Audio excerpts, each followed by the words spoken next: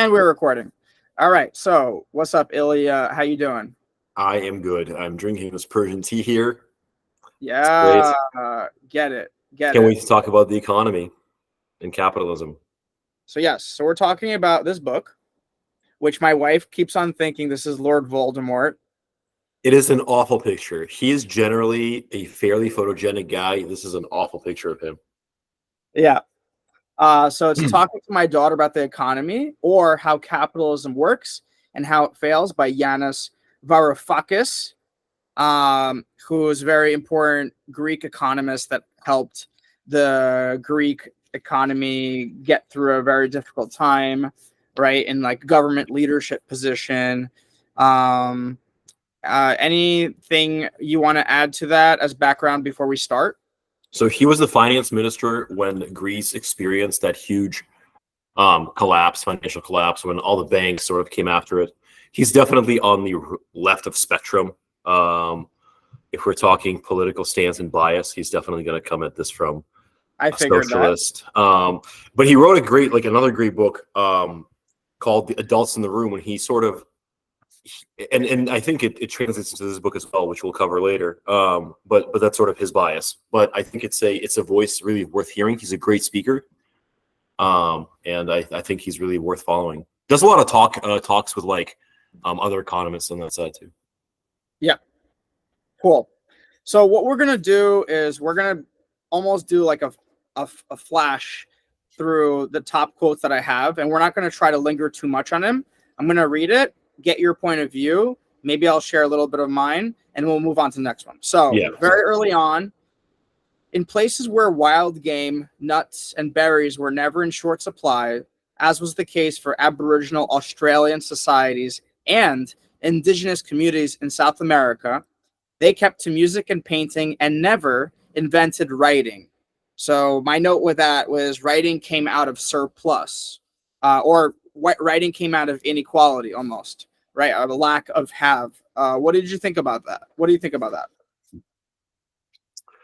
I am always suspicious of any time someone starts referring to like how it was in Aboriginal Australia. I think that the record is thin on that account. I have seen a lot of publications that talked about how I'm not sure I forget how many years it was, but there was a bunch of publications that said like our ancestors, when they were hunting and gathering, worked like 3 hours a day, and the rest of the time, it's very difficult to compare, Right. like what's going on now to what was going on then. Right. I think it's multi-complex. I think that position is reductionist. Yeah, I mean, you might be correct, but I think the evidence which he points out to later in the book, where the West pretty much destroyed all of these other societies, and they were so advanced in technology, I think the writing kind of does. It's a good way to prove that, because they didn't have advanced writing, they didn't have like books and books and books, and just like they didn't have advanced technology. So I thought, it's like the kind of the guns, germs, and steel argument that he referenced to in the preface. And I picked this up. I picked this book up and brought it to my recent like Caribbean vacation. And I was expecting like the economy book, but I would say it's really like almost like a history book. It's almost like this book. I'm in my bathroom. This is about to get demonetized. Yeah. So it kind of reminds me of this book, A Little History of the World by E.H. Gombrich. That is a big book. Did you really bring that on the trip?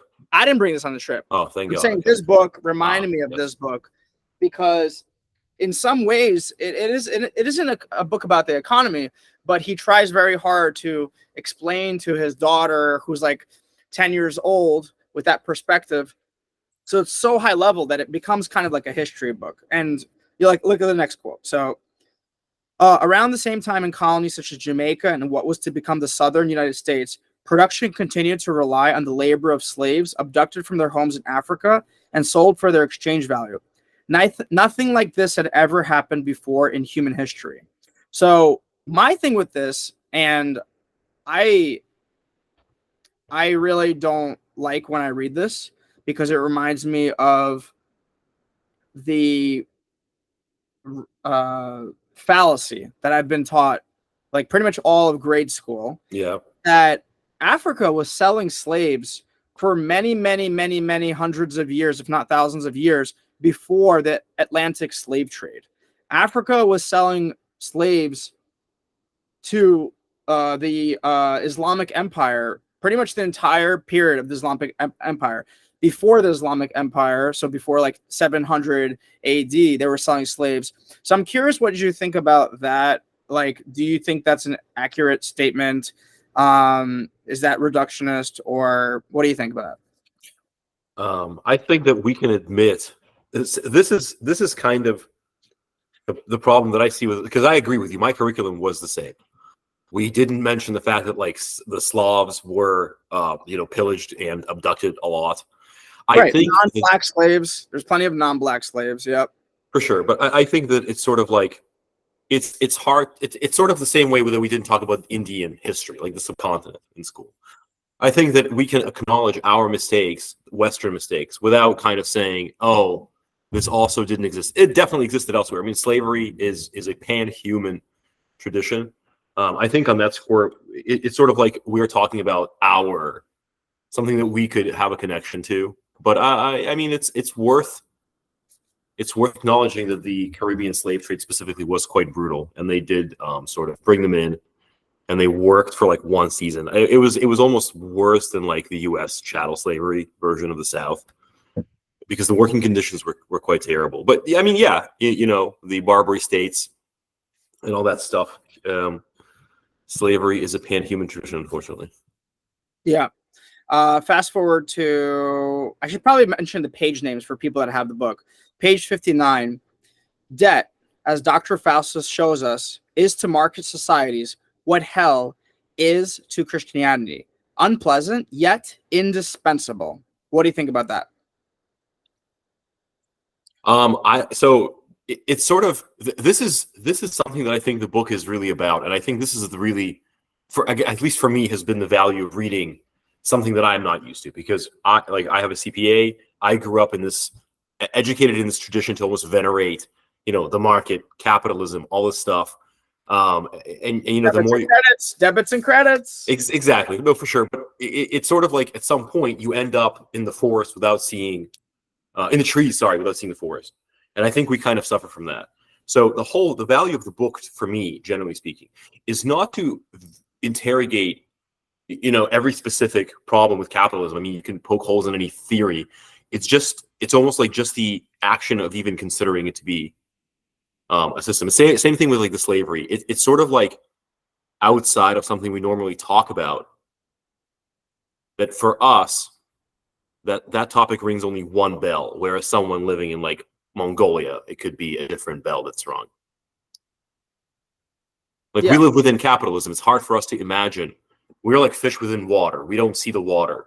It's hard for us to imagine any other system. And the value of Varoufakis is to examine that. Like, is debt necessary? Well, in today's America, or in yesterday's America, I mean, the 30-year mortgage is there for 30 years, right? You take it out and you sort of pay it for 30 years. That's a lifetime. So add to that student debt, car debt. I mean, we are made from the very beginning of our lives to believe that debt is normal. Whether it is or isn't, it's a tool that is it's like air or gravity. And it's almost impossible to imagine without life without it. It's funny because he later, I have a quote later where he talks about that it's a fallacy that it's bad to have government public debt.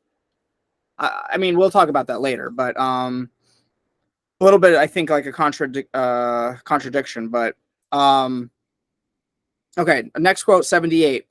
Unfortunately, this obvious solution crashes on the shoals of harsh reality.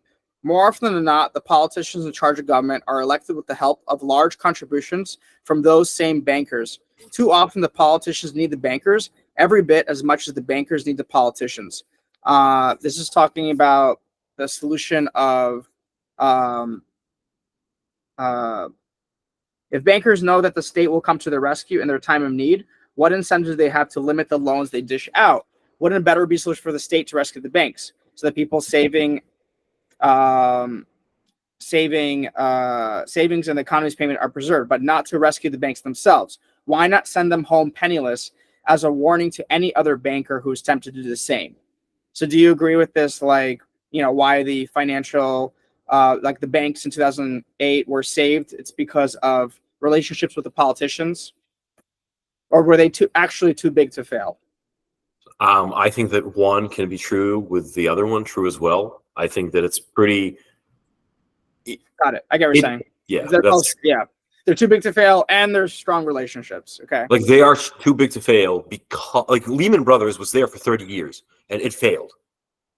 It doesn't exist anymore, this storied firm. So that's gone. But that was definitely allowed to fail, but other banks weren't. So I mean, there's a big question. There's a big question there. But there was also a big question of like, if I or you receive essentially a free 0% loan, how far can we go as consumers, as entrepreneurs with that money? Why necessarily hang it to an institution that will, the business model of which is designed to take in a lower cost loan and lend it to you or I at a higher percent? I mean, it doesn't make any sense. Okay, that makes sense. Next, 82. Politics, in other words, is the only way to revive a faltering economy. It is also the only way that the root causes of the economy's faltering can be addressed. But this is a matter for later. Do you agree with that? Is politics the only way to revive a faltering economy? No, I mean you don't have. Here's my question: what, like, it's sort of not to be annoying, but like, what is politics, right? If you stand by and do nothing, let's say it's 2008. We were like in college, just about. I think we were like sophomore year. Imagine, right? So no one does anything. We let the banks fold. So now instead of there would be a massive contraction of the economy. People would lose credit. Interest rates would skyrocket. There would be repercussions. Now, is that a political choice? Of course it is. Is it a political choice to bail banks out? Of course it is. Is it a political choice to bail? So it's sort of like it doesn't. There is no separate economy. This idea that the government cannot meddle in the economy is insane for a country like the United States. I mean, if you just consider the military, right? That's 100% of that is government spending. 100% of that. What chunk of the economy of the GDP is the U.S. military? The entire thing with the police force. I mean, it's $1 trillion at least. Right. Mm-hmm. There's no government. There's no politics without the economy. There's no economy without politics. It doesn't exist. Well, it's not saying that. It's saying, can you solve a faltering economy without politics? Like, for instance, can a private enterprise mitigate it? Can private enterprise in general mitigate it? Well, so again, let's just say banks fail, right? The market will now price all loans as reflecting the risk of the current situation. So now no one gets a mortgage. You have to 2-year mortgage at 40% interest. Something ridiculous like that to reflect the risks of a financial system that's contracted. The market would eventually, spin itself back to where it was. Are we comfortable with that, with the social repercussions of that? And that's what I was saying before, kind of. There's no duality. It doesn't exist without the other. Got it. Makes sense. Next, very short after, is 85. And my note here was great riff. So get ready. Yeah, he's good at that. All wealth has always been produced collectively through recycling and through a gradual accumulation of knowledge. Workers need entrepreneurs to hire them, who need workers to buy their goods. Entrepreneurs need bankers to lend to them, who need entrepreneurs to pay interest. Bankers need governments to protect them, who need bankers to fuel the economy. Inventors cannibalize the inventions of others and plagiarize the ideas of scientists. The economy relies on everyone. Why is that a great riff? If you even think it's a great riff. I think it's a great riff. I definitely think that it's, but you know what I mean? It's unfortunately kind of inexpensive. It's an inexpensive riff. You could say that about almost, you could say that about any currency, right? Any currency at the end of the day is a piece of paper. And you and I believe that it's a piece of currency worth anything, right? That's just what the basis of all economy is. So we could say that that's technically a myth and a fiction, and that would be true. So without us all participating in that myth or fiction, it will fail. So it's like true, but it fails to ring true because like that's not a transcendent moment until you've realized that we just live under a system. Like it's just another system that's developed, and Right. there's nothing inherently good about it. Right. Yeah, you're saying like if you don't think about yourself living in systems or a system, it's like novel, but it's really not that novel if you think system thought, right? Let's just imagine, like let's That's just every imagine like system like Stockholm. that. Yeah. Sorry. Like every system like that. The water cycle, Yeah. electronic cycle in your blood, in your cells, like that. If you imagine like any sports, right? You guys, whoever, I don't really play sports that much, but if you agree to rules, and then like everybody plays by the rules, and everybody believes that this is a worthwhile activity to play by the rules and partake in the game, then everything is great. But if you have like an actor of chaos who comes in and does whatever is needed to quote unquote win, and there is no retaliation, the system can't protect itself, then you sort of arrive at a point where a lot of these things become subverted. Makes sense. I like this line, 113. We might well conclude that the machines aren't slaving away for our benefit. At times, it even seems like we're working furiously to maintain them. For me, I like this line because of social media, of cell phones, addiction, and I feel like that's why I liked it. So, what do you think about it? Our reliance on technology, and not only reliance on technology, like these technologies don't work for us; we work for them. Or I say in a way. I'm the first, so I like to point to myself as this kind of in these situations. I go, since this is about children, this book sort of. I go to a fair amount of birthday parties for kids, as I'm sure you do as well. Yeah, I'm sorry to hear that. I mean, some of them are very boring. Some of them are fun for the kids. Some of them are not fun for anybody. It's like any event ever. But I see about 80% of the time the parents are in their phones, and it's not about necessity, unfortunately. And that's true for myself as well. It's not about necessity. There is no necessity for me to take my phone, and to consume content, in the shower and on my walks and during it all the time.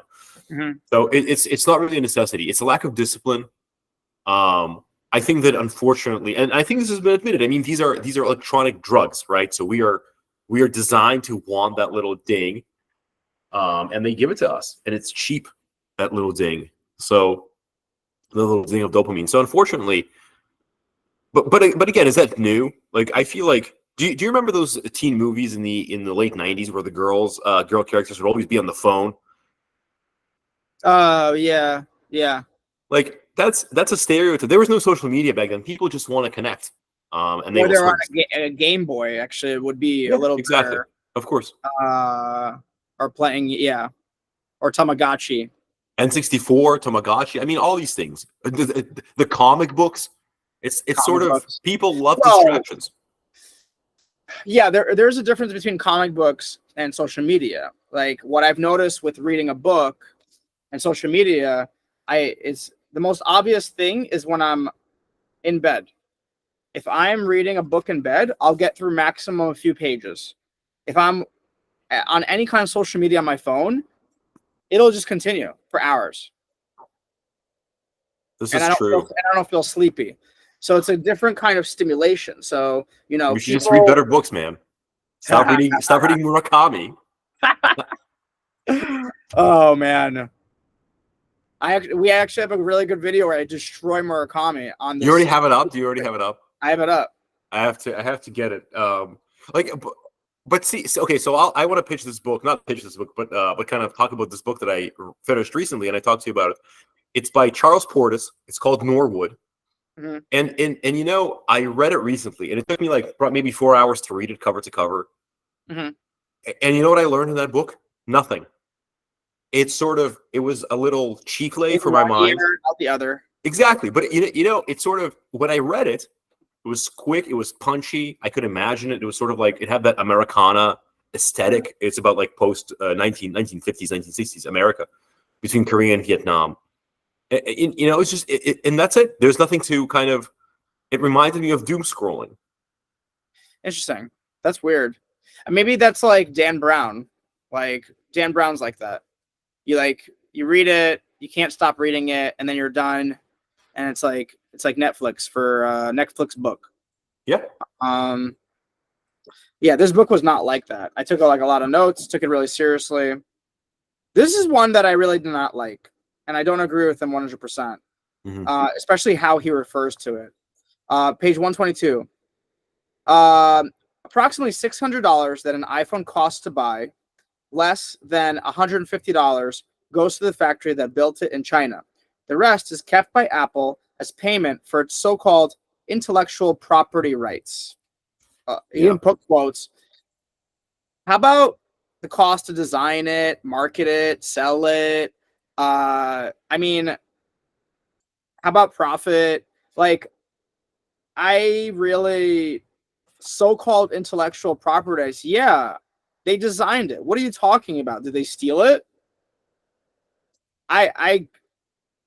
This is where, like, I don't even know where this, how can you say something like that? I think that we have gone. See, I think that he takes a lot of issue, and generally the kind of the new left takes issue with overconsumption.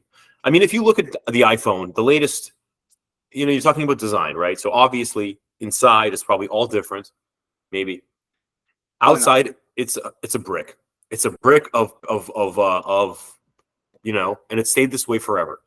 So I don't know how much design is involved. Maybe all the parts are unique every single year. I doubt it. I think what Yanis Varoufakis is trying to say, and a lot of the new left are trying to say, is that there is no need to have a department of making you want the latest crap, right? So much of it is going away to literally mind control, just to tell you to be like, no, you need this. This is a reflection of success in our society. Like, you need the iPhone. You need it. I don't agree with that. I think this is a piece of technology that in general brings value in terms of not only phone calls, text messaging, GPS, payments, any kind of research.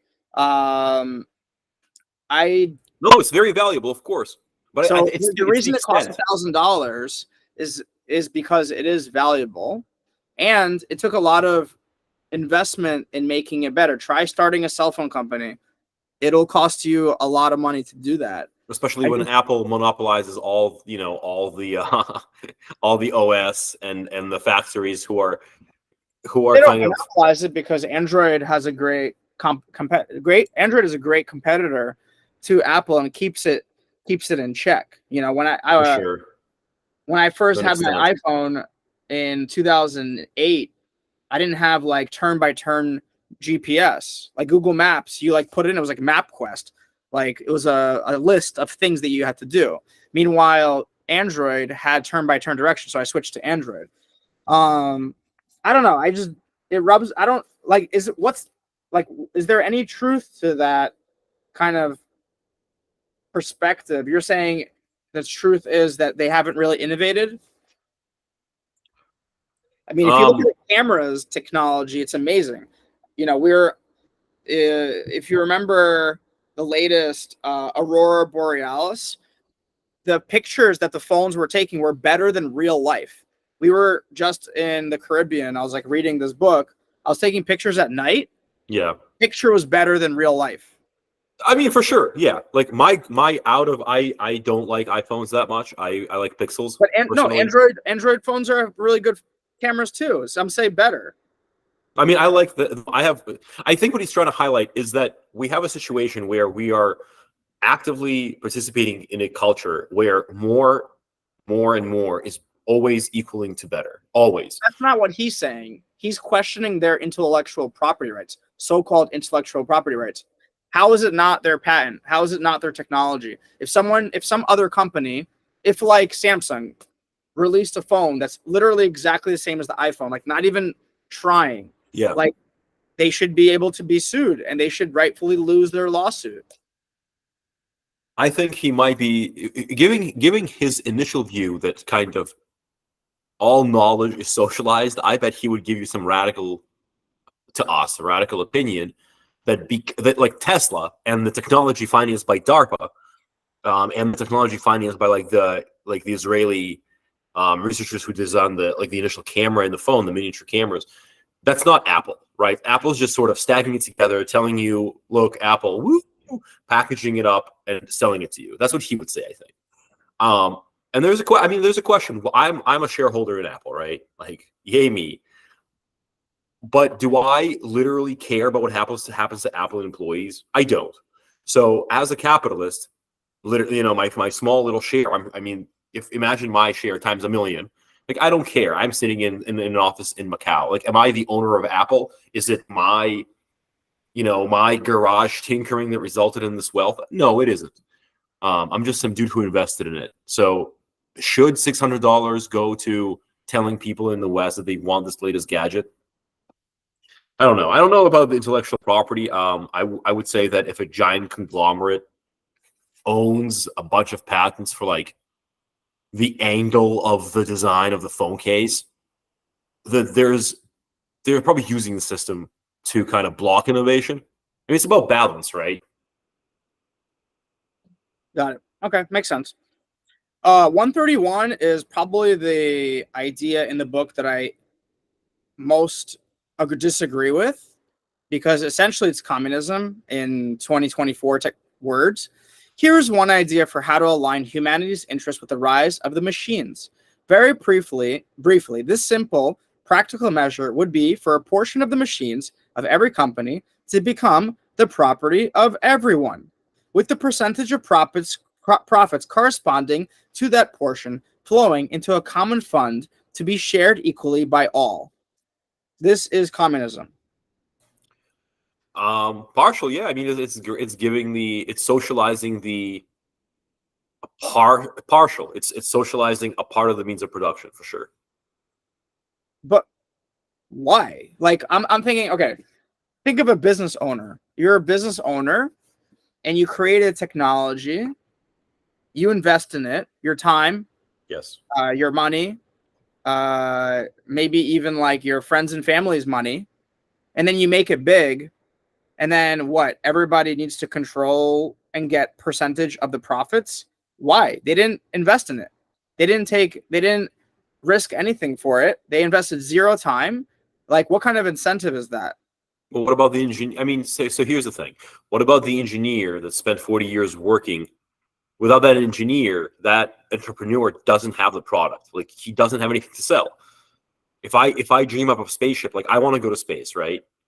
Okay, well, I now need to, like you said, I need to bring something to the table. That's, I guess, capital, the entrepreneurial skill. But that engineer would have gotten a salary for his work throughout his entire career. Isn't that enough? So a Marxist, which I think Varoufakis is, would say that no, it is not enough because there's some value being stolen. I don't necessarily subscribe to that at all. So, yeah. I mean, value being stolen. I mean, but again, I think that there is something. So here's the thing. Whenever this is where the narrative part really matters, and this is again what I think that the title of the book is key. When we think of capitalism, we think of like it's evident from what you're saying too, that it's like the owner, it's the tinkerer. He or she invented something. They have. It's not a disembodied conglomerate of shareholders between like Qatar, Norway, and U.S. pension funds who only care about making sure that their shares grow. Right? There's an ownership. There's a social kind of if not a socially imposed debt of these companies and business owners, it's sort of like a desire to give back to their community. And this is evident in like the robber barons era and like Henry Ford and all these great American entrepreneurs, for example, and other countries' great entrepreneurs. They became rich, but then they felt like a debt to the society that allowed them to thrive. What we have now is we have these kind of giant conglomerates with who don't just hire CEOs. And if you look at the average CEO like term in the Russell 2000, for example, it's one of the indexes. They stay there for like 5 years, on average. It's quite a short term to be able to enact strategic change. And that's because they're only interested in the short term, right? They just want to grow their stock, get out. Quarterly earnings. Yep. So the next 2 pages, he says something similar. 133. Through part ownership of those machines, I can think of no other way of turning human society from the slave of its creations into their master. So what I would say is, I would agree with this if you basically have fair taxes, good government, good safety nets, but take away the whole co-ownership part. Like, you could just have good government. You can have fair taxes, so that way someone who is making bajillion dollars is paying fair taxes. The government takes that tax money, provides proper safety nets for the poor, the old, whatever. And then you could take away this like stupid co-ownership thing. How can he, why can't he think of just good government? Like, even later, he says the way to like fix all this is democratize everything. Okay. So let's have just good government. I think he thinks that it's sort of like a means. By means of socializing the means of production, you will get good government. No, you'll get communism. I think he thinks that's a good idea. But yeah, it works so many times. See, again, we're going to go down the same path, and I'm afraid of that. Let's not do this, please, because wait. But okay, why is it not good? Communism? No. Yeah, well, why is this path of argument not good? Because that is kind of an important aspect. Do you disagree with me, or you agree? I disagree with you that it's not a disagree-agree thing. It's difficult whenever people say it has never worked anywhere. Well, the United States today is certainly not a capitalist society. I mean, we live in a society where, like, what Adam Smith, I mean, you could say that that's what he said. But that's as true as like arguing that the right to bear arms, for example, like was written in the M4, like it doesn't apply to the M4 age. It doesn't, but it does. You have to use reason. So to say that what we have today on Wall Street is a free market with these algorithms like battling it out for stock. I mean, it's a robot making a decision based on a ping. I don't think it's a rational actor. It simply looks at a pattern and just reacts to it. So it's sort of like, what are we talking about? To say that where has this perfect free market ever existed? Where has there ever been a society where greed has not led to some like serious problems? But that's right. I mean, these things are always dismissed as not problems. We need a balance. That's what I'm saying. We need a balance of capitalism and socialism. That's what I was saying. Like, you need to create incentives for people to create the Teslas, the Apples, the Googles, the Microsofts, the Chat GPTs, and you need good government that taxes them fairly and regulates them well to make sure that quality of life is high, poverty is low, suffering is low. That's why we need a mix, and we do have a mix. Virtually every country has a mix of capitalistic elements and socialistic elements. Yeah. I don't understand how you can say, oh, the only way I can see to fix this is co-ownership. How about just a better balance between capitalism and socialism? That's it. How can you have a balance between, it's sort of like having a balance between an employer and the employee. But there's no balance. For labor rights, workers' rights. But see, that's it requires a sort of huge amount of concentrated power on the part of the workers. I mean, we do have union collective bargaining agreement as an option. So, union is a way to do that. Workers' rights, where a worker can sue their employee, whistleblower act. You need a balance, just like we have a balance between all of our rights. I had a discussion today about Telegram, the Pavel, what was his name? Durov, yeah, he's been arrested in France. He's been arrested. And, I agreed with my friend that, if he's doing nothing about violence or calling for violence, that's not good. But if he's letting propaganda come from Russia, I don't think that's something he should be arrested for, because, what's propaganda to us is truth for them, and what's propaganda for them is truth for us. And so he's letting freedom of speech. So I think you need a balance between all your rights, your right to speech, but also your rights to safety. And same thing again with this, like,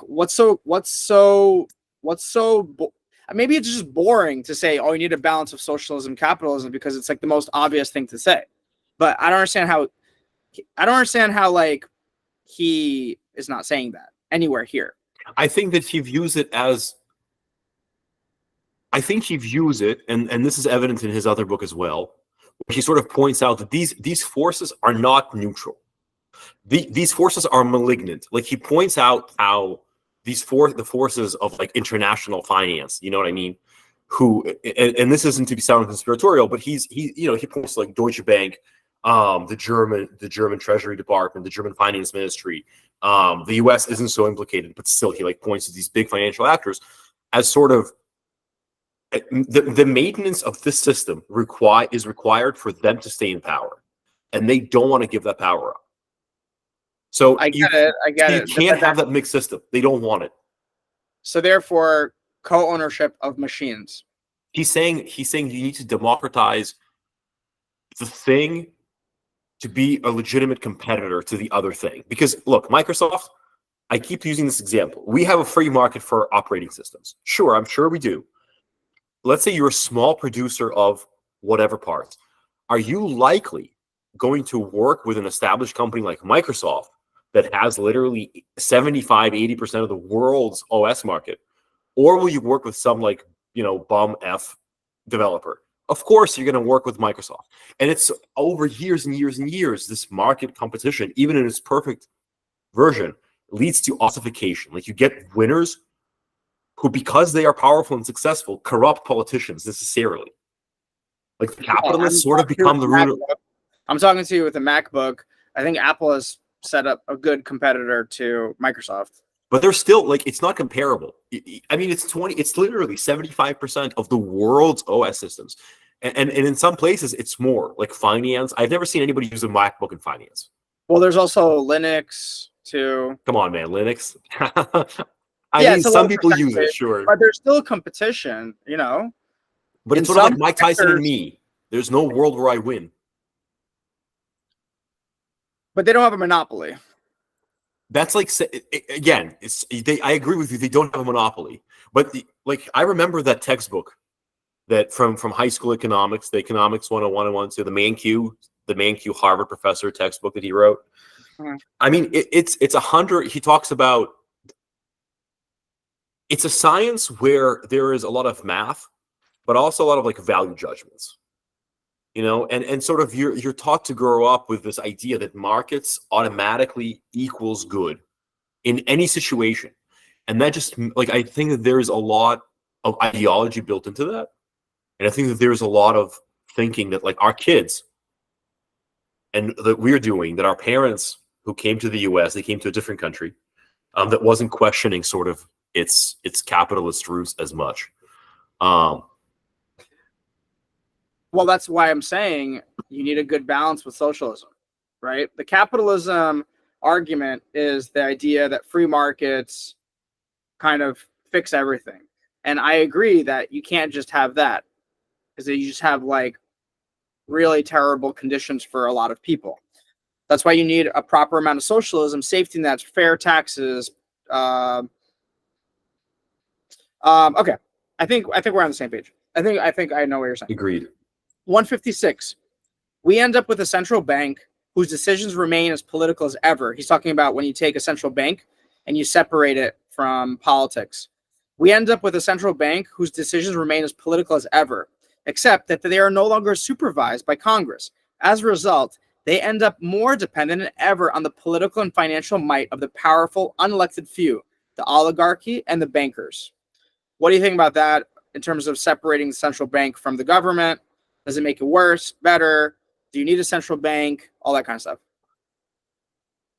This is sort of separating a central bank from politics would be like separating gills from a fish. They don't exist. Like this is again something that we kind of, I feel like, woke up to after COVID and stuff, and during COVID, we don't function separately. The healthcare system doesn't function, and this is your area of expertise. The healthcare system doesn't function separately from the rest of society. Every sub facet of society, every part of military, education, work-life balance, all these things, corporate culture, they're all kind of like one whole system, right? They don't exist. They all influence each other and sort of develop into one. At least this is what I kind of have discovered.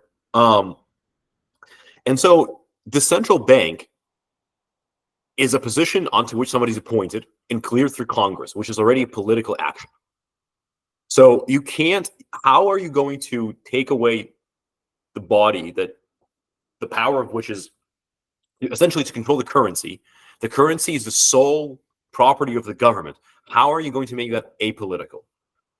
The power of the currency is literally resting on the power of the government. There's a reason we use the US dollar and not like the Mexican peso as the reserve currency of the world. It has nothing to do with the fact that it looks better or is green. Should we just have the central bank be run by Congress then? Or if you were to ask me what I think, and this is again my opinion, and I am of the idea that it kind of needs to burn down before it is rebuilt, because the way it is now, we need to see through the fact that the system is ideology. Like 90% of it is ideology, and we need to ask ourselves some serious questions, examine the system, and constructively critique it, and find answers. Because like I said, we're parents. This book is about parenthood as well as seeing through the system. I'm scared for the kids, as for myself. Okay, makes sense. 163. This is a snippet where he went on a long riff about the prisoners of war in World War II that had a whole market with cigarettes and chocolate and all stuff, because they received from the Red Cross these packages with different amenities, and the cigarettes became like the currency because you either smoked cigarettes and you liked it, or the people that didn't smoke cigarettes realized they had value and they were easy to separate. It became like a coin. And then there was a really cute moment where he said that he asked his dad, who was the grandfather of the daughter that he's teaching, what was his experience in the prisoner of war as a Greek. And the snippet goes, no, about the cigarettes. He's like asking, were cigarettes like a currency? And he's like, no. We shared whatever packages each of us received. Once, despite the fact that I didn't smoke, I asked my aunt to send me cigarettes. As soon as I received them, I passed them on to others who smoked without expecting anything from them in return. That's how it was. We helped each other out. So what do you think of that in terms of these Greek prisoners of war versus the other prisoners of war? Why did those ones use this whole currency exchange thing? And how come the Greek prisoners of war did this whole like sharing kumbaya thing? I'm not a big fan of this example. I think that a lot of credence is given to these, grandfatherly memories that this probably never took place. Let's say we're in a concentration camp or whatever camp, and I get cigarettes, I don't smoke, and you get chocolate, you don't like chocolate. I've shared my cigarettes with you, you share your chocolate with me. Did we just trade, or was it kumbaya share? He could have, and what is the sample size? I mean, I'm sure there were Greek prisoners in worse conditions who stabbed each other for bread, and there were Allied prisoners who sort of traded food and in a more communistic fashion. So this example is sort of could be just bad memory. Bad memory / romanticizing. Yeah. Yeah. And just trying to be a good son. Yeah. Okay. 180. Democratize everything versus commodify everything. Democratize everything is the recommendation that I've been building toward throughout this book. 1 second. But there is a profound difference between these two kinds of voting. Because, like, he's saying that when you democratize everything, people vote. And when you commodify everything, people vote with their dollar. That there's a profound difference between these two kinds of voting. In a democracy, we have one single vote. This is a prerequisite for the Greek concept as ageria. In markets, however, the number of votes one has is determined by one's wealth, the more dollars. And my criticism to that is, through lobbying, corruption, Citizens United, I don't believe, actually, even in America, we have one person, one vote. I feel like the richer you are, you do have more votes through influence, whether public or, like I said, private, through Citizens United. Yep. So I don't really agree with this distinction. What do you think? Yeah, the refrain that I like to use is that capitalism in the U.S. today is not any market-related thing. It's rule by capitalists. So, communism, ruled by community; capitalism, ruled by capitalists. Got it. 186. This is now the epilogue. He goes into this thing called HALPVAM, which is an abbreviation, an acronym for Heuristic Algorithmic Pleasure and Experiential Value Maximizer. HALPVAM is the opposite of the horrible misanthropic machines in the Matrix, which designed a virtual reality in order to help enslave and exploit humanity. In contrast, HALPVAM is designed to be our faithful servant, the ultimate pleasure machine. I found this funny because the book that I wrote, ACO, it's literally what that happens in that book. Yes, it is. Do you think HALPVAM could technically work or no? Like, actually, I'm not sure what this is my ultimate question for all these people, and it's sort of a stupid question, but also not a stupid question. What's the purpose when we say will it work? Right? What does he envision? He envisions this kind of humanity-wide orgy, electronically speaking. What does he envision? To clarify, he doesn't think actually it's a good thing. He says, living, and I think this is probably the best quote of the book, because it's almost like a meaning of life quote. Living a successful life, a life in which authentic happiness is a possibility, is a process of becoming, for which the Greeks had a word, eudaimonia, meaning flourishing, yes, in which our character and our thoughts, and thus our preferences and desires, constantly evolve. So therefore, happiness is dynamic. So you can't just be like 20 years old and have a machine that optimizes your happiness, because your happiness, what makes you happy, will change throughout your life. So he's just to clarify, he's not for the HALPVAM. He's actually quite against it. Well, if there was a way to optimize one's happiness at any single point in life, I'm sure that it would be slightly different than what is required of us at every age today. Look, here's a question, right? Given where we are in the economy today, is it worth, and given where we are in the world today, given the geopolitical challenges that we're facing, given the fact that ultimately these are questions of human capital, like investment in the next generation of investors, inventors, is it worth it to tie youth to college debt so they can sit in the Excel sheets all day to create shareholder value? This is a question. I think if college debt didn't increase 30% every year, and job salaries actually increased faster than inflation in most sectors, it would be fine. But that's a big if. Yeah. Over the past 30 years, it's not been like that. But it can sort of never be like that. This is ultimately what all these new left economists are saying. We live in a situation under an ideology where you can have a better work-life balance. You can, but it's still going to be work-life balance. You know what I mean?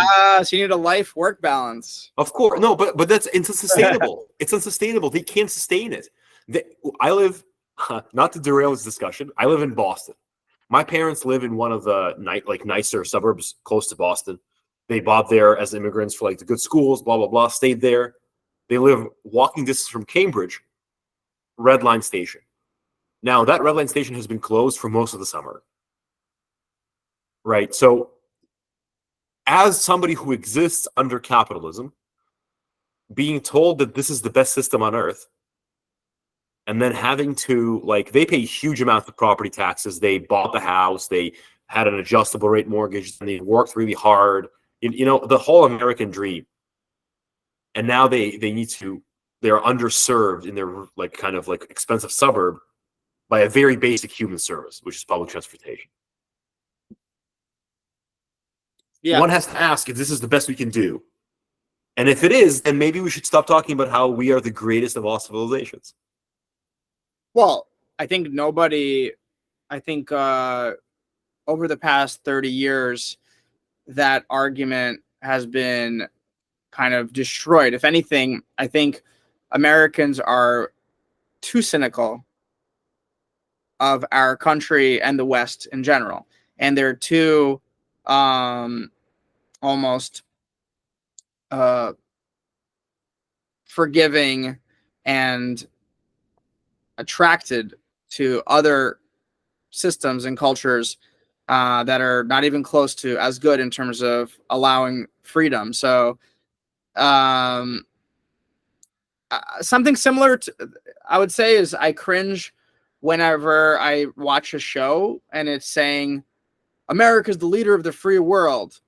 So I cringe about that. So if anything, I think that's more of a stronger argument, is that we aren't as free as we think. I think it's still one of the best countries to go for it and be rewarded for it. And I feel like it's one of the best countries that if you try, you'll be rewarded. So because it's so capitalistic, it's one of the easiest places to open up a business. It's one of the best places from a tax perspective, legislation, fairness in the courts, etc. At least at the lower levels. But from a freedom, I mean, it doesn't feel like we're very free in terms of healthcare problems, in terms of debt.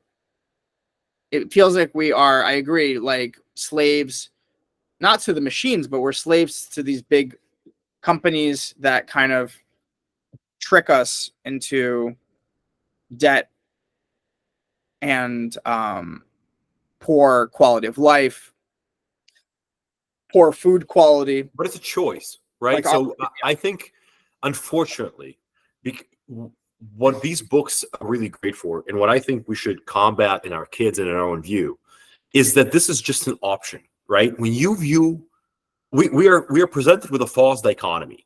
It's either this or communist North Korea with rats and no food. Those are not the choices, right?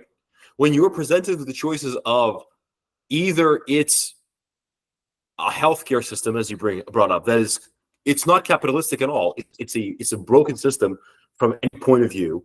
We will not move to any socialized medicine because it has the word socialized in it. And it's sort of like I said, it's ossified. It's this rock that's bearing down on our entire economy. It's keeping people unfree, because if your employer can lay you off and there goes your healthcare coverage for your entire family, well, how much freedom do you have? Right. You can't, like, what is your bargaining power? What do you have to, that's kind of like what I was saying earlier.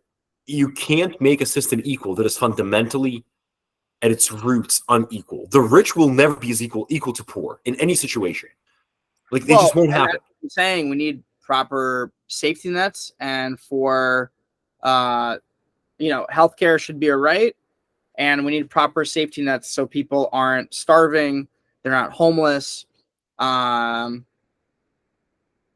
me ask you this question then. So let me ask you this question. So what you're saying sounds to me like a version of a guaranteed minimum income of some kind. Not even, because I don't even like that, because I don't frankly trust a lot of people to use their guaranteed income properly. How many people took all of their money that they got from the government and spent it on crypto that like got destroyed, NFTs that got destroyed, on weed? I would rather guarantee healthcare than give people a check.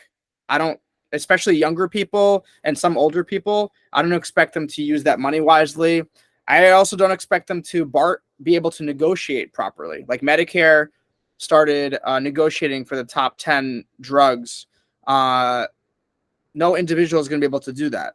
So I definitely don't like universal basic income.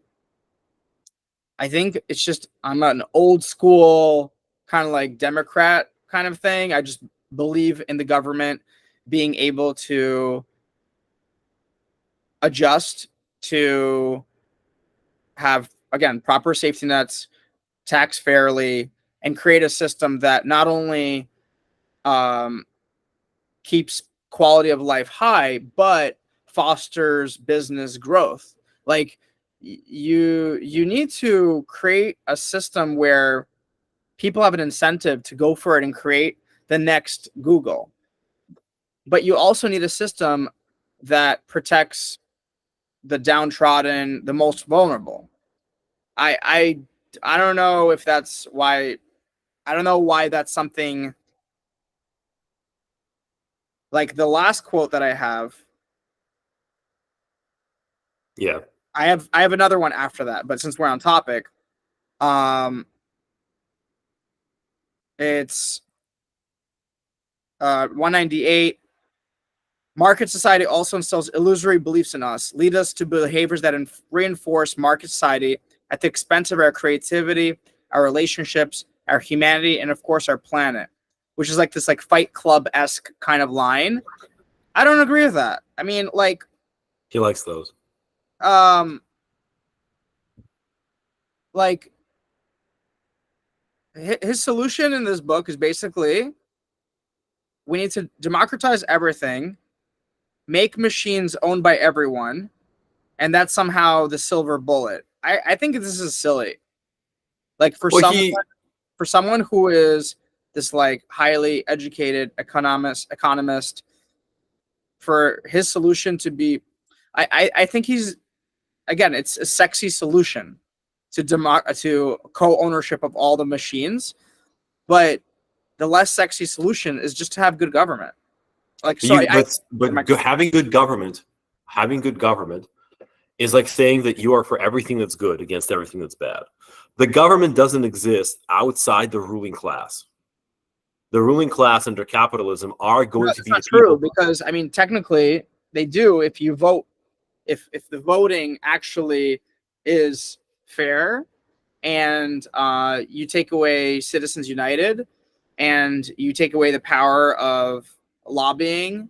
So undo the system. You have to this is what I mean. You have to undo the system.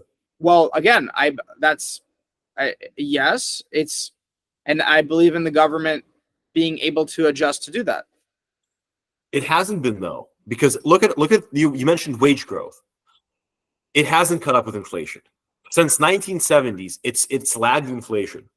It's been in front of it, it's been behind it, but overall it's lagged inflation. 1970s was a long time ago. We've had many administrations. These people don't, the reason this is coming up is because right now, the reason this is coming up, the reason people are drawn to this, either ideologies, is because this one has demonstrably not lived up to the challenges of the new era.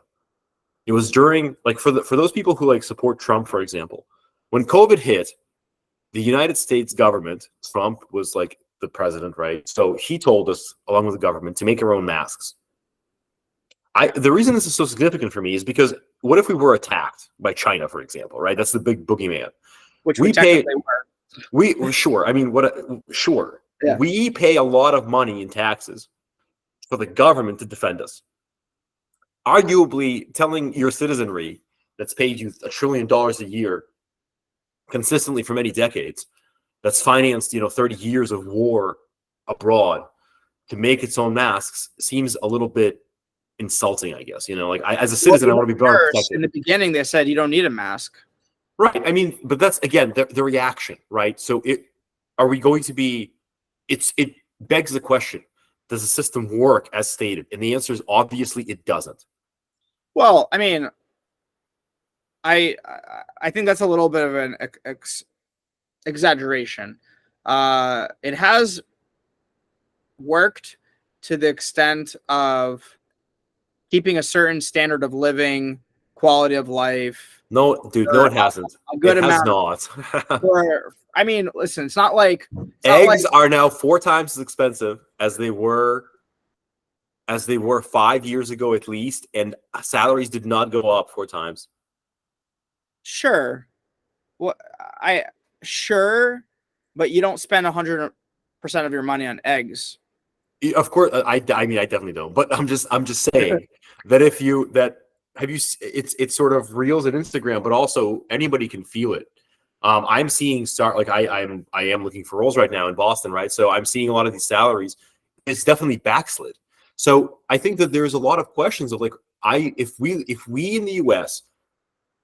can't have a standard of living in a coastal city with a decent job and a decent education, then why? What does America offer me as a regular dude who needs to pay $3,000 in rent to live within the Boston area?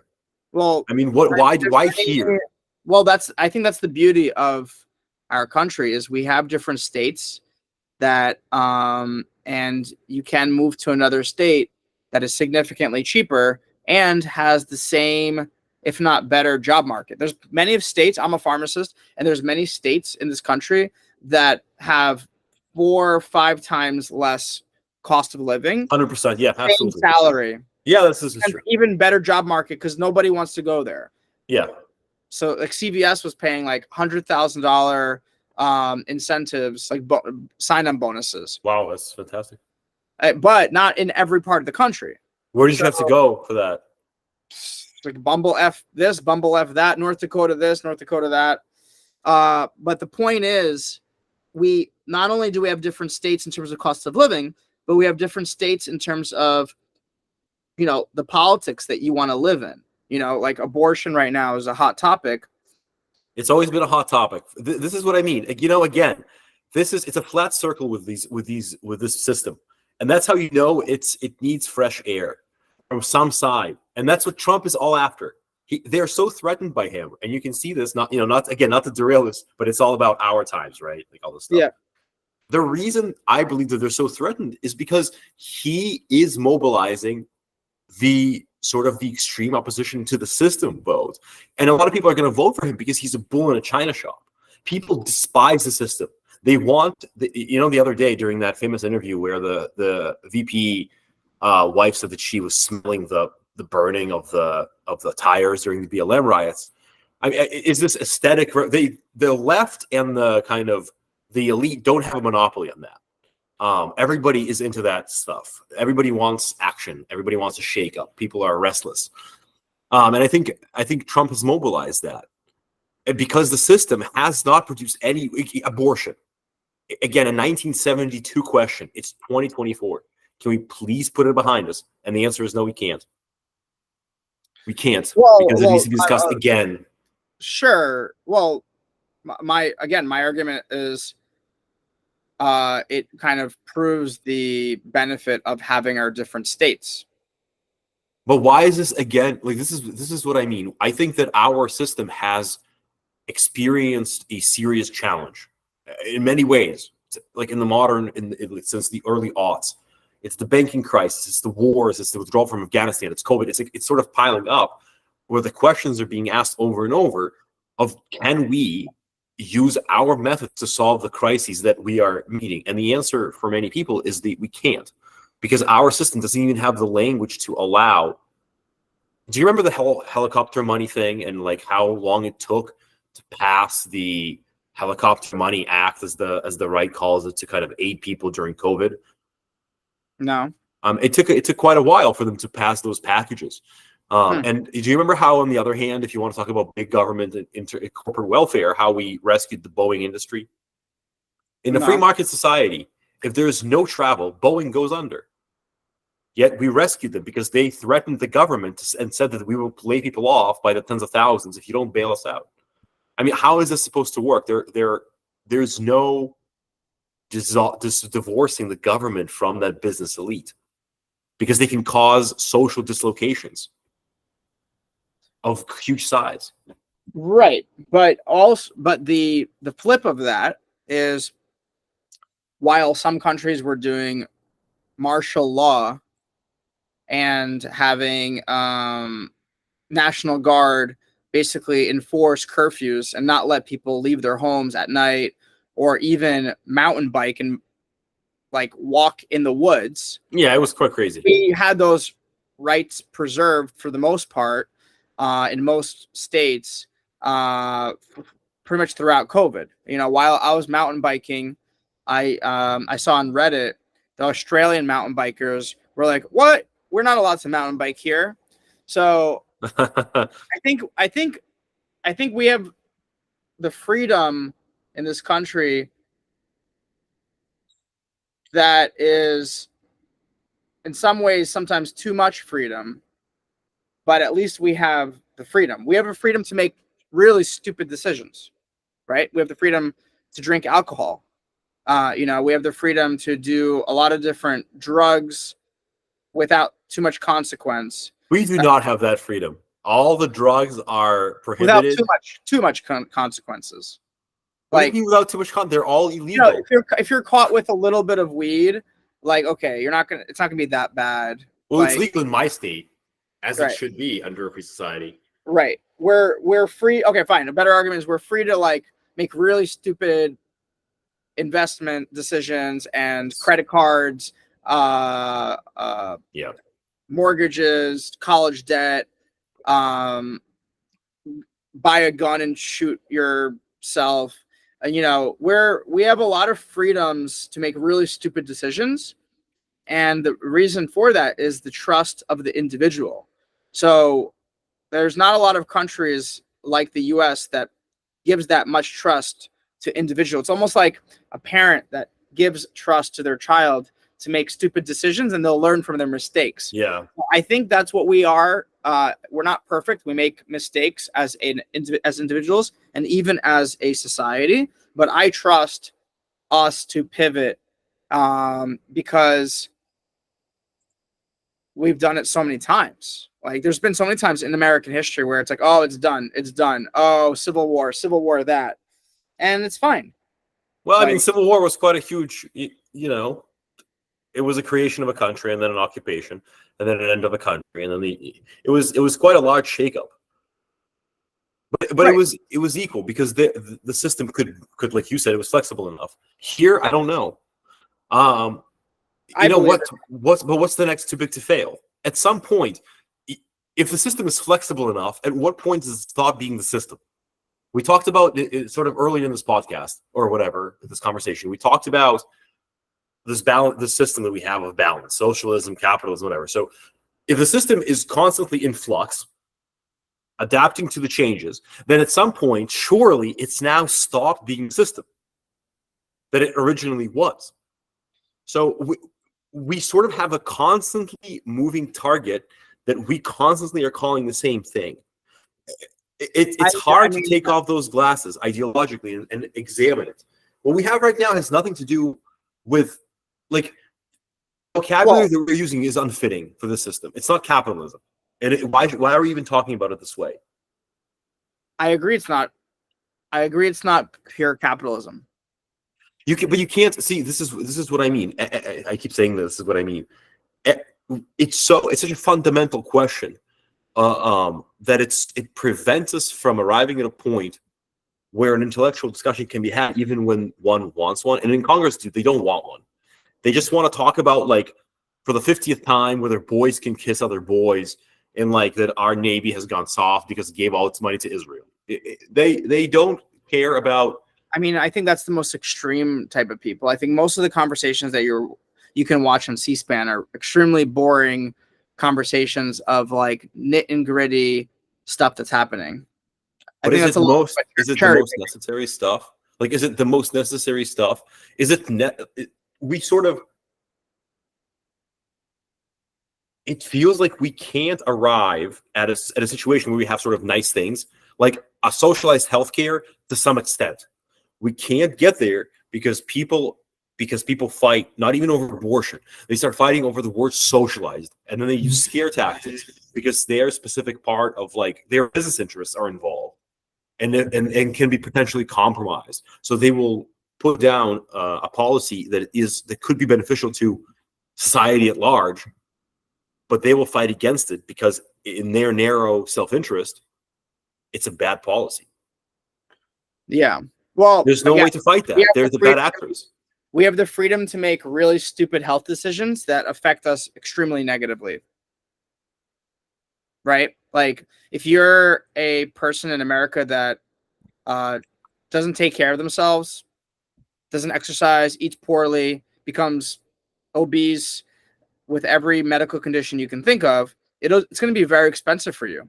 Each medication could be like 50, 70, 80 bucks. There's not much maximum out of pocket that you can think of. And then even then, the pharmaceutical companies basically and insurance companies are all in cahoots together with the FDA to profit maximize rather than to actually treat these medical conditions.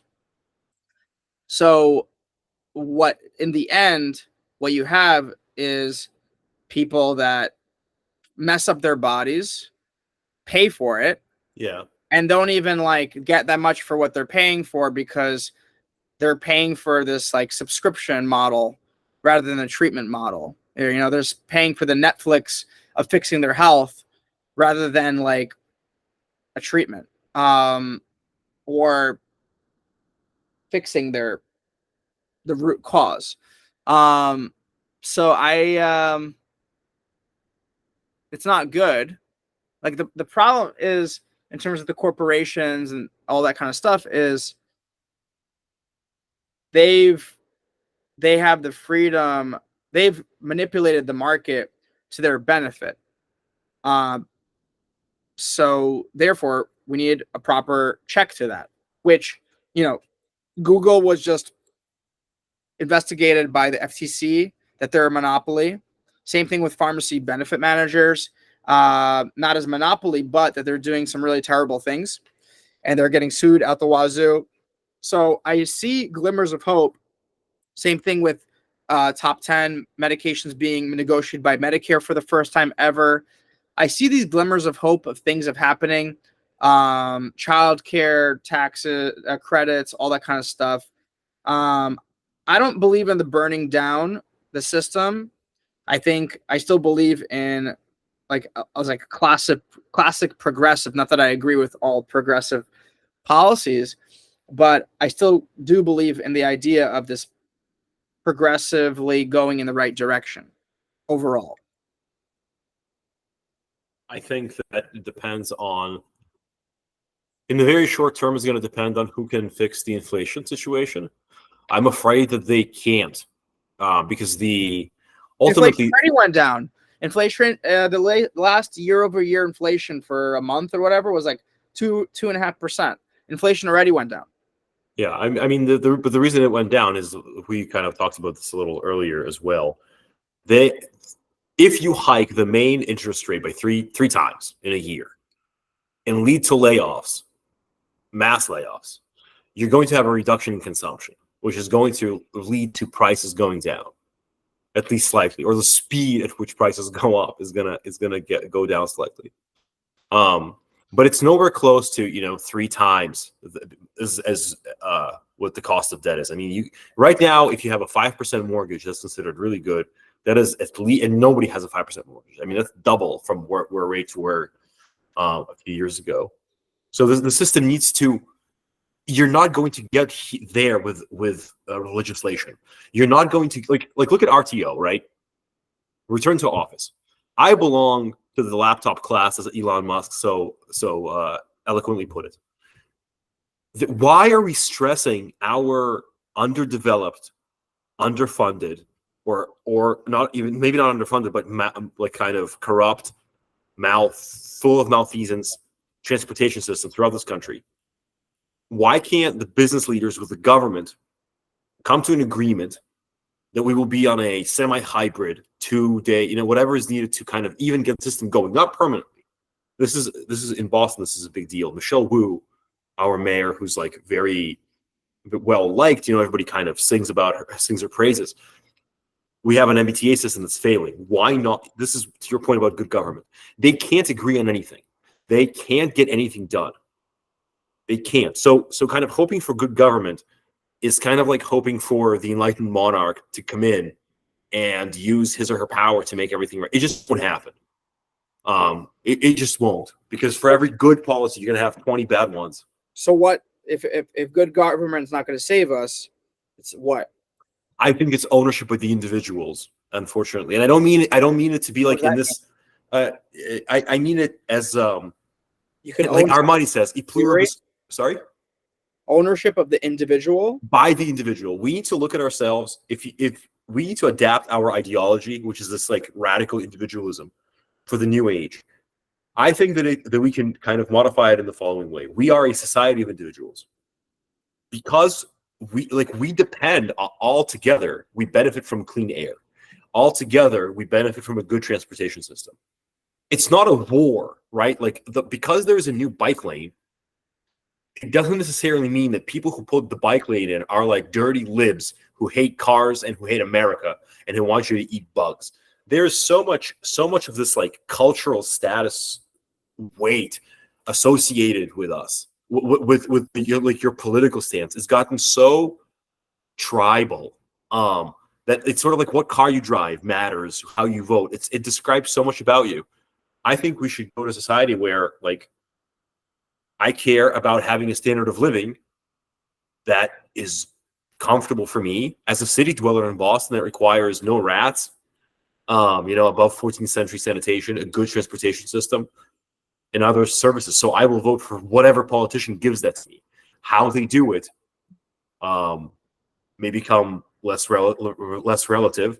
I will work towards it, and I want business leaders to partner with the government for that as individuals, not as like these mythical creatures who are bestowing a park onto the plebes. But isn't that good government? It's good administration, right? But again, like they can't do this. My point is they can't even do that. They can't. I disagree. There's plenty of examples of things going right. Like I said, Google being called a monopoly, and what's going to happen with that? The pharmacy benefit managers getting destroyed by the FTC. But it took them becoming this.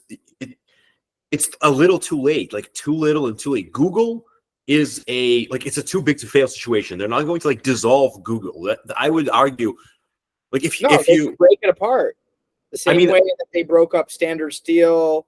I don't think that they will. I don't think that they will. YouTube has to be a separate company. I think that if you look at the stock market, without the Magnificent Seven, you have a very bad looking stock market. That includes Google, Apple, I believe Tesla, like the big tech companies.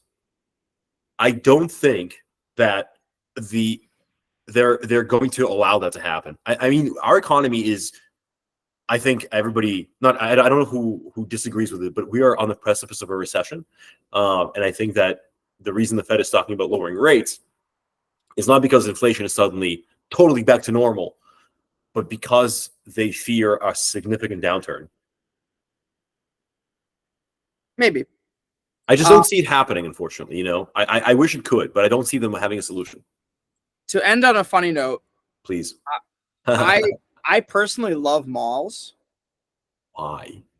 I will explain why. So, and the way I'll explain it is through this guy destroying malls. The perfect example of this is the shopping mall. The architecture, the interior design, the music.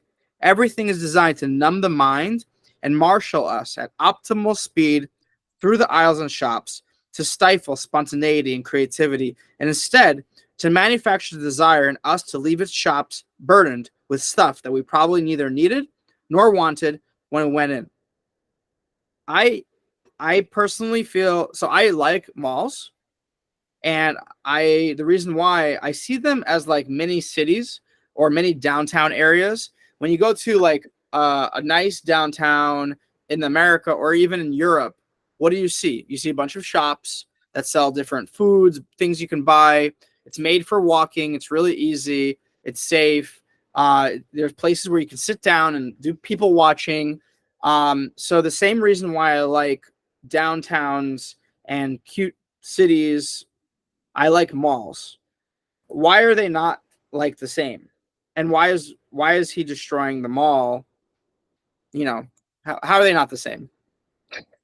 I think it depends on the mall. I think that a mall, I would challenge anyone living in the US to think of 3 activities that they can do inside. It has to be inside, that doesn't require paying more than $10.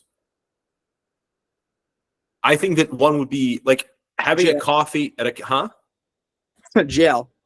I mean, jail, sure. Having a coffee at a cafe, probably you could buy a coffee for $4 and sit there so that's one. You could probably find a good day at a museum that's free. Yeah. But you would run out of things pretty quickly. We have made consumption an activity in and of itself. Like, and I think that can be very ruinous. You can only enjoy by consuming. That is an extremely powerful software that we have all been running in our minds. You can only think about any market. If you go to any like cute you can food market in old towns in Europe, or the like really nice food market in Montreal, same thing. Yeah, and it's beautiful. You will enjoy it. Yeah, no, for sure. But I think that a mall.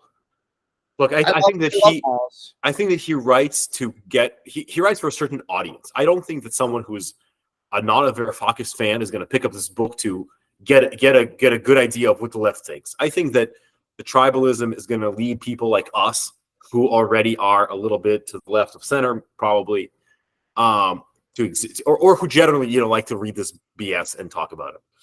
You're not going to have somebody. So he's writing for the audience, and it's fun to hate on malls. But like, if you have to drive somewhere, and then you're locked into a Toys R Us, rip, a Sears, rip, a Macy's, and then like a bunch of small shops, and then you park your car, and then you walk, and the only activities you can do is eat fast food and spend money for crap made in third world sweatshops, and you can't. There's nothing else for you to do. You can't leave. Like, you're locked into this space of consumption. I mean, is it like an old city bazaar? Sure, I guess. That's why I like it. But it's sort of like saying that. I mean, look, it's like saying that. Yeah, you can go there. Doesn't matter the temperature. Doesn't matter how hot, cold, raining, snowing. It's perfect temperature all year round. But a bazaar is the market, right? It's the most pure market. You're enjoying by consumption. You buy the pistachios or whatever, you eat them. You buy the whatever fancy product. Whatever. Or you go to a movie theater, like our mall has a movie theater. Yeah. Also more than $10 even for a matinee.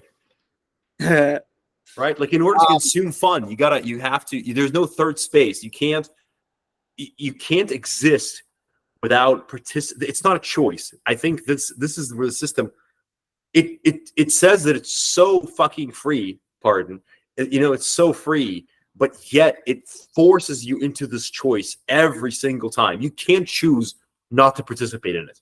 You can't, and that's the most unfree thing about it. What's interesting is in New York, I recently discovered, even though I've been traveling into New York since I was like 3, like every year, many, many times, there are things that have existed for a while called public indoor atriums. You can look it up. There are thousands of random indoor spaces. That's awesome. That have to have a lot of light. They have to have plants that are inside, and they have to have public seating that doesn't require purchases of any kind. And I went to one recently, and I was like blown away by it. And I was like, you know what? My faith in not only New York, but in America has slightly been restored.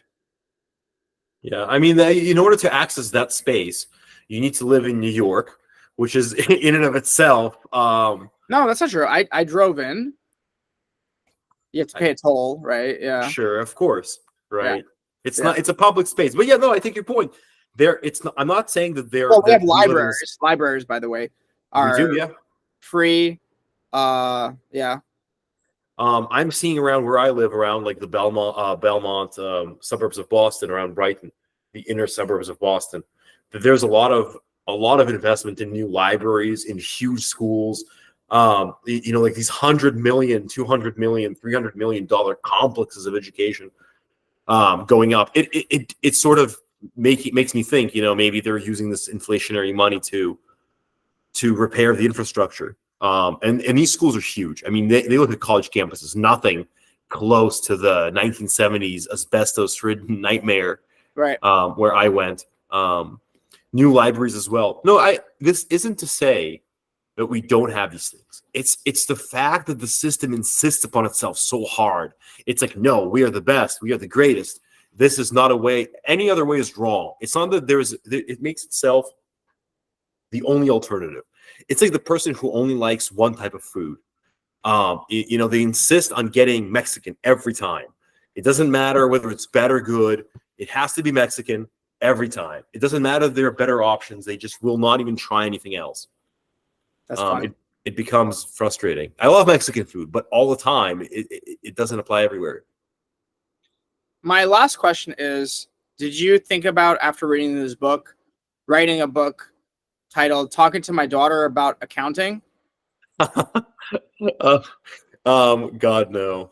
I will say that I think during my last engagement, this was like my last work job was like a foray into contract work. So the truest exchange of my labor hours for money, 1 for 1 for an hour. And it was psychologically very freeing because I didn't feel like I was within a superstructure. I felt like a freelancer, which I in a way was. And it was very liberating. It was sort of, it was the truest part of the market. I enjoyed it. You know, I enjoyed participating in it because. But you wouldn't want to write a book explaining about accounting? No, because I felt like I was simply a low priest in the cathedral of capitalist exchange. You can do other things. You can be a different level priest. You could do other things. Yeah. Besides serve the machine. Makes sense. Yeah, because I personally read it and I was like, it'd be cool to write like a book similar, you know, talking to my daughter about the healthcare system or about pharmacy, and writing a book that's like geared with that kind of audience. And I don't know. It's kind of, I'll give Yanis credit where credit is due. I didn't agree with everything that he said, but it was definitely written in a really, really easy, accessible, deeply humane, and startlingly original way, according to Naomi Klein, author of No Is Not Enough and the Shock Doctrine. I want to shout out his other book, which I liked a lot more. It's a big one. It's like 700 pages long. It's a doorstopper. But you know, if one doesn't want to get to the room, sorry, yes. Oh, it's really big. Yeah, but here's the thing: one can sort of glance over the parts where he talks in depth about banking policy. He talks a lot about he has a lot of fluff, I think, around like the negotiations that he conducted with the German Trade Ministry and the German Treasury and all this stuff. You don't need to read all how he put on a leather jacket and how he drove but we are used to believing that our system is humane, that our system doesn't do X, Y, and Z. And he says it does. He talks about some things that like the banking elite did against his family specifically on a personal level. And like this is Greece, right? Greece has a history of being a corrupt country, but it's a Western country, right? It's the birthplace of democracy. It's in NATO. It's well within what we would call the civilized world. Right. And the way it had been treated. His thesis is that Greece was within that capitalist framework, within the system. The people who were in power made sure that Greece stayed broken. They weren't interested in repairing Greece for the benefit of the quote unquote world economy. They were interested in keeping Greece subjugated and in debt. That's what he says. Got it. Interesting. All right. Well, something to consider for the readers. When are we gonna roast Murakami? Well, first you have to watch the video I have. Is it up? I'm gonna watch it right now. No, I'll send it to you. And then if you want, we can record a video of us talking about the roast. We should roast him, and we should use Norwood, Portis's Norwood, as an example. Like I told you in that WhatsApp chat, he's everything Murakami would love to be. Hey, it's on my to-do list to read. I'm going to check it out, and that would be a good pairing with that for sure. Cool. All right, man. Thank you. I want to thank you for being on and being a really good perspective on this book, and thank you for mailing it to me. Anytime. I love using the discounted mail for media, one of our First Amendment rights. What is that? So there is a discount if you mail media. There seems to be some sort of discounted USPS rate. Yeah, it's so like if you mail a book to someone, I don't know if it's like a doorstopper, but it's not very expensive at all. So like, how much is it like compared to regular? Maybe I paid. I don't remember, man. Maybe $5. Okay, compared. But it's like for next day. No, maybe not next day. Maybe like 2 days. It's quick. I wonder if Amazon manipulated the law to make that happen. Who knows? I mean, I hope they did. All right, man, dude. Thanks a lot. Thanks for having me on. Bye. Bye. Bye.